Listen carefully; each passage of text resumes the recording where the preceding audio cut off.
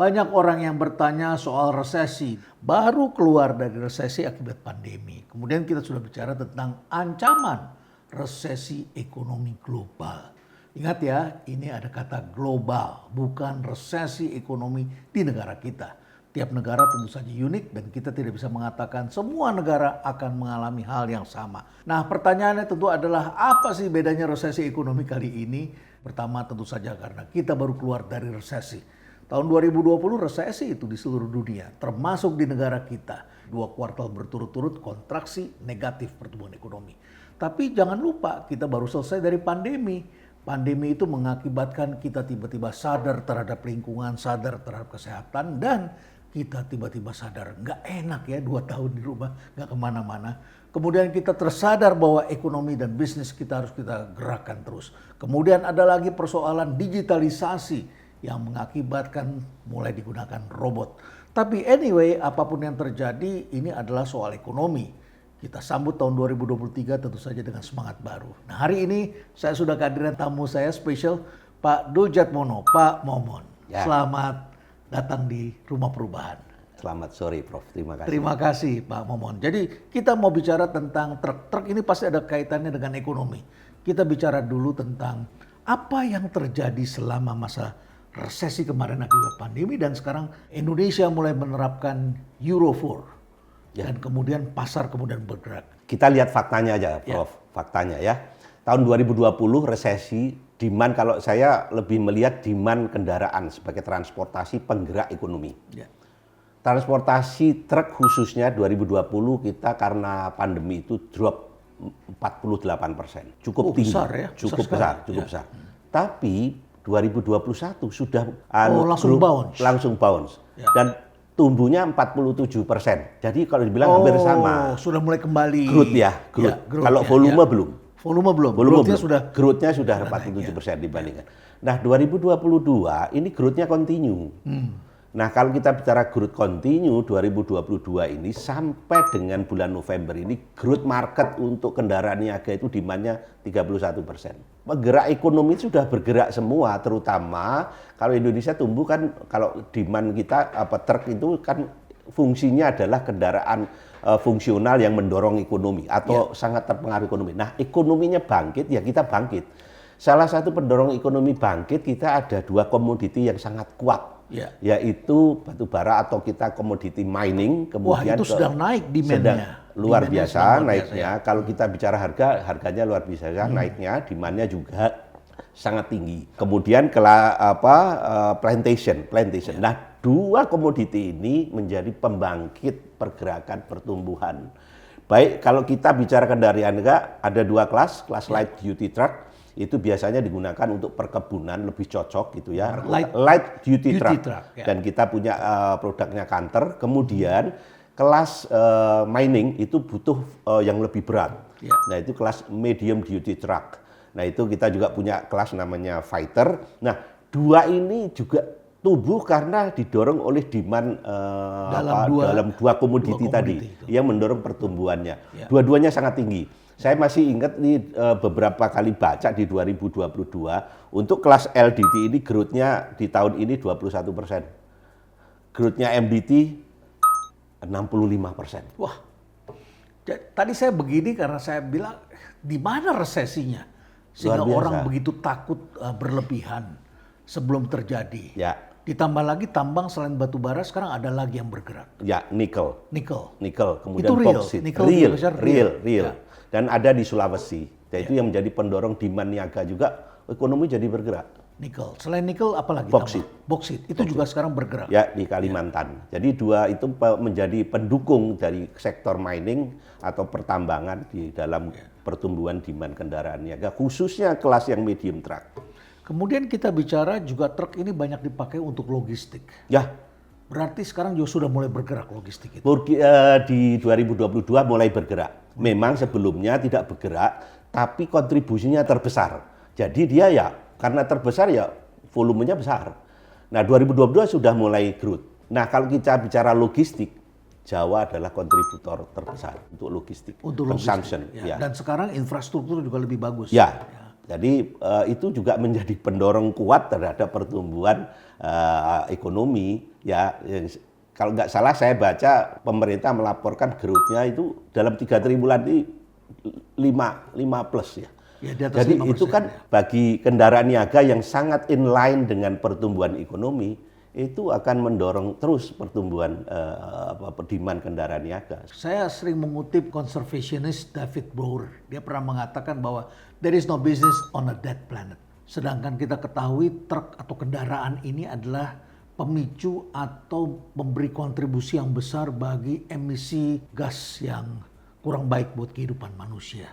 Jadi kalau kita kembali lagi ke Euro 4, sebetulnya Euro 4 itu apa? Euro 4 itu ujungnya adalah target emisi gas buang yang levelnya lebih jernih Euro 4. Tapi di dalam itu ada teknologi yang terus terkait yang membuat tadi efisiensi performance juga seiring ikut meningkat, jadi makin bagus. Jadi sejalan dengan apa yang diinginkan oleh masyarakat di dunia ini, kita membutuhkan lingkungan yang lebih bersih. Ya. Pandemi menimbulkan kesadaran. Seingat saya Euro pertama itu di Eropa dirintis kalau tidak salah tahun 92 ya. 92, kemudian Euro 2 itu menjadi tahun 1996, kemudian tahun 2000 Euro 3, ini di Eropa ya. Kemudian setelah itu 2005. Kalau sekarang itu sudah Euro berapa? 6. Sudah Euro 6. Euro 6. Oke, jadi kita menggunakan standar Euro 4 yang sudah berlaku sejak bulan April kalau tidak April salah ya. 2022. Ya. 2022. Oke. Nah, dengan ini kita bisa melihat ada gerakan di dalam masyarakat untuk bisa melakukan kegiatan ekonomi menjadi lebih baik. Ya. Katakanlah cost-nya akan tambah sedikit tetapi jauh lebih efisien, jauh lebih sehat bagi lingkungan. Ya. Seperti itu. Nah, kemudian kita menyaksikan sekarang mulai diterapkan oleh pemerintah standar Euro 4. Tentu ini kabar baik ya. Nah, seperti apa kalau Bapak melihat kira-kira dampaknya ini ke depan sehingga kemudian kaum muda, para pengusaha baru itu bisa memanfaatkan kendaraan dengan Euro 4 ini? Ya, tentu perkembangan teknologi itu sangat mempengaruhi, khususnya Euro 4 berbeda dengan Euro 2. Jadi itu dampaknya kepada terutama memang emisi gas buangnya lebih bersih. Kan memang itu harapan kita pertama. Tapi dengan seiring perubahan emisi gas buang tadi, teknologi kendaraan bermotor khususnya truk ini, yang terkait dengan sana selalu karena kendaraan ini kendaraan ekonomi fungsional, maka sangat penting hal pokok yang berkaitan dengan kendaraan itu juga harus ikut berkembang di sana, yaitu performance. Yang pertama performance. Ini termasuk kecepatan, efisiensi, daya tanjak dan sebagainya, kemampuan. Itu daya tanjak kan banyak jalan kita naik. Yang naik. Misalnya kita mau pergi ke Bandung atau di Semarang, membutuhkan kendaraan yang daya tanjaknya bagus gitu ya. Performance. Ya, daya angkut dan daya tanjaknya performance. Kemudian safety. Itu yang sangat diharapkan semua tingkat kecelakaannya rendah, tentu safety. Dan kita pun sudah dengan Euro 4 pun seiring pun kita perkuat safety-nya. Ketiga adalah durability. Berapa lama truk ini bisa bertahan dengan performance ya, umurnya berapa lama? 5 tahun, 10 tahun, sehingga secara ekonomi sangat-sangat efisien gitu. Bicara efisien, ini adalah butuh efisiensi, seiring dengan situ efisiensi bahan bakar. Jadi dengan Euro 4 ini akan menjadi lebih efisien dan menjadi bisa lebih lama ya? Ya, diharapkan tidak semua begitu, tapi teknologi akan mengarah ke sana. Efisiensi dari beberapa tahun terakhir, dan kita pun juga efisiensi itu kita lakukan dengan teknologi ini juga terbaru. Sesuatu yang dikejar oleh para environmentalist, karena mereka tidak ingin menggunakan barang yang cepat dibuang, cepat kemudian merusak lingkungan, sehingga kita menggunakan resource secara berlebihan. Nah, apa penyebabnya? Ada yang bisa 5 tahun, 10 tahun, bisa sampai itu juga nggak bisa terlepas dari bukan hanya sekedar produk quality, produk spek, tapi nomor satu adalah yang terkait dengannya adalah perawatan dan pemakaian. Karena kendaraan ini fungsional, fungsinya selama digunakan harus selalu dalam kondisi prima. Prima butuh perawatan yang prima juga. Nah, itulah perlunya after sales service yang prima. Nah, itu yang harus kita sediakan kepada konsumen. Karena setiap saat dioperasikan, dia berhenti, istilahnya nggak boleh berhenti beroperasi karena ini kendaraan fungsional. Harus istilahnya 24 jam Beroperasi harus terus. Berhenti sebentar, operasi lagi. Nah itu dukungan dari after sales service sangat perlu. Berarti di seluruh wilayah yang kemungkinan truk ini lewat harus ada dalam waktu singkat. Kalau ada gangguan bisa datang begitu ya? Ya, service center istilahnya Service ya, center, ya. atau workshop, bengkel yang bisa merawat. Nah itu sangat link dengan ini menjadi suatu yang tidak terpisahkan. Bukan hanya itu, ketersediaan spare part-nya Itu sangat penting sekali. itu menjadi bagian yang sangat penting. Nah kalau itu nggak tersedia setiap saat atau di workshop atau di toko-toko yang memang memberikan supply original parts atau genuine parts, dia akan berhenti beroperasi dan itu sangat tidak diinginkan oleh businessman. Itu harus kita jaga supaya operasionalnya boleh dibilang zero downtime lah. Kalau dulu itu saking jauhnya, saking repotnya harus menunggu parts dikirim dari negara lain ya. Tapi hari ini kita sudah situasi yang berbeda. Kita permudah, Prof. Ketersediaan spare part itu bukan hanya kita punya spare part center, kita bikin lagi depo-depo di wilayah-wilayah yang kita, karena wilayahnya ada yang seluruh Indonesia begitu luas. Depo ini kita siapkan depo-depo yang supaya mudah dijangkau, terutama daerah-daerah mining, on site supaya mudah dijangkau, operasionalnya tetap jalan. Itu kita siapkan. Target mereka bisa. Ya, itulah yang disebut after sales service ready, after sales service support, fully support for customer. Ada satu lagi Pak Momon, yaitu cara mengemudi. Ini kan juga tentu sangat berpengaruh pada usia kendaraan. Bukan hanya usia, tapi pada safety juga. Safety juga. Safety sama usia sama performance. Ya, Nah, manner ini mungkin teknologi itu setiap kali keluar itu akan berbeda karakternya. Ada karakter-karakter yang membuatnya dia perlu diedukasi dulu. Ya. Tidak bisa disamakan saja. Nah, edukasi itulah atau training ini diperlukan untuk membuat driving manner-nya benar, sehingga performance-nya bagus, efisiensinya bisa tercapai, umurnya panjang, tercapai emisi gas buangnya tercapai. Ya kira-kira begitu. Tambah satu lagi, dampak dari pandemik, digitalisasi. Oh, digitalisasi. Iya. Seperti apa kendaraan ini dilengkapi? Kita kalau biasanya datang kerja ke kantor, sekarang istilahnya WFH di rumah, komunikasinya, meetingnya online. Betul. Ya. Ini pun sama, membutuhkan penyesuaian, adaptasi terhadap perkembangan itu. Dia dilengkapi dengan digitalisasi teknologi dalam rangka memanage operasional bisnisnya bisa lancar secara digital. Jadi, dilengkapi juga, kita sebut saja telematic system, namanya dia runner. Itu. Jadi itu yang bagian digitalisasi yang tidak juga menjadi pendorong efisiensi. Jadi dengan kata lain ini bisa terhubung dengan contact center yang bisa kemudian memonitor semua, berhenti di mana, pergerakannya di mana, kalau ada kesulitan bagaimana, volumenya bagaimana sepanjang perjalanan bisa termonitor semuanya. Bisa, termasuk kehilangan pun bisa termonitor. Bisa dilacak, bisa sampai ke mana. Ada mekanisme yang kita sebut starter killer.